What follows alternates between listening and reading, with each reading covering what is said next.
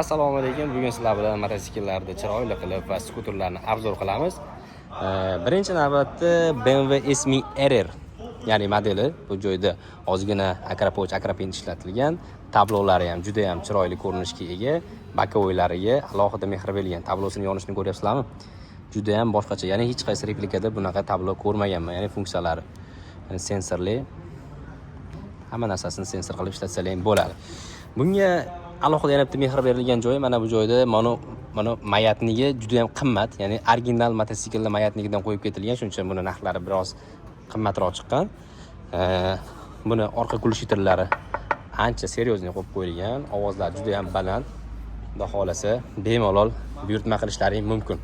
Ya'ni mototsikllarimizni bu yerda baho beradigan bo'lsak, bunga 5 baho bersalar bo'ladi. Tashqi ko'rinishlari ham juda ham seryozni va chiroyli. Bu Kawasaki modelimiz nisbatan arzonroq variant so'raganlar uchun, lekin bu ham bemalol 160 tezlikka chiqadi. Injektor motor, 6 ta korobkali CG Project, ya'ni kulishitriga shunaqa moslamali CG Project qo'yib qo'yilgan. Buning ovozi juda ham baland bo'ladi. Yangi boshlovchilar uchun yaxshi variant. Bu esa hammaga mashhur bo'lgan Ducati Panigale modelimiz.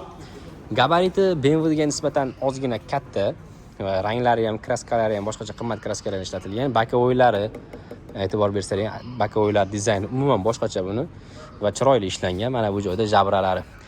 ABS sistema, injektor motor, 400 kubbali bo'ladi, 6 ta korobkali bo'ladi. Tablolari BMW nikiga nisbatan boshqacha chiroyli ishlab ketilgan. Ya'ni original BMW ni tablosiga ham o'xshab ketadi. Lekin bunda sensorli emas, bu prosta elektronli tablo hisoblanadi.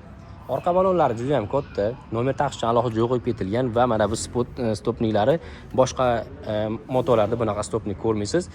Yana bitta dizayn farqi shunda. Keyin bunga nisbatan buni baki kattaroq, ya'ni 21 litr oladi. Maksimal tezligi 170 va buni xuddi shu mototsiklimizni bu rangida, ya'ni moviy rangidan ham bor. Bu ikkala modelimizda ham pultda o'tatsalar ham bo'ladi. Ya'ni buni masofadan pultda o'tadigan qismi bor. Bemalol pultda o't oldirsalar ham bo'ladi. Bu nisbatan yana ham arzonroq modelimiz. Yamaha R1, ya'ni replika hisoblanadi bu ham. Juda ham tashqi ko'rinishlari chiroyli. Replikani o'zini stok holatdagi vehlo qo'yib qo'ygan, ovozi chiroyli va yo'g'on bo'lib chiqadi.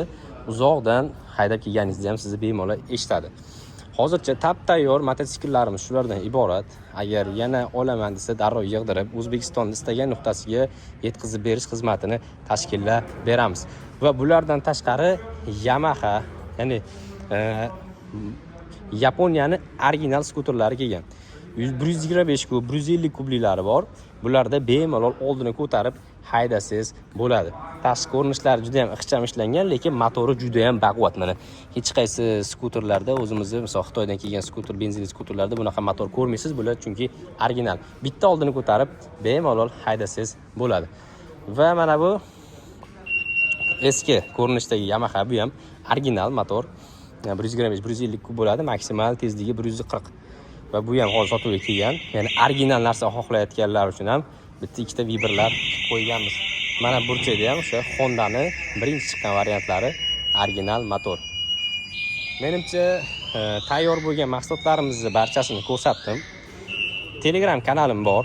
Telegram kanalimga o'tib bemalol narxlari bilan tanishsalar ham bo'ladi yoki prямо o'zimga qo'ng'iroq qilib, WhatsApp nomerlarimni ham qo'yib qo'yaman. Telegram nomerlarim bor. Bemalol qo'ng'iroq qilib men bilan aloqaga chiqib ushbu mahsulotlarni xarid qilishlari mumkin. Narxlari optim narxlarda chiroyli qilib kelishtirib beramiz.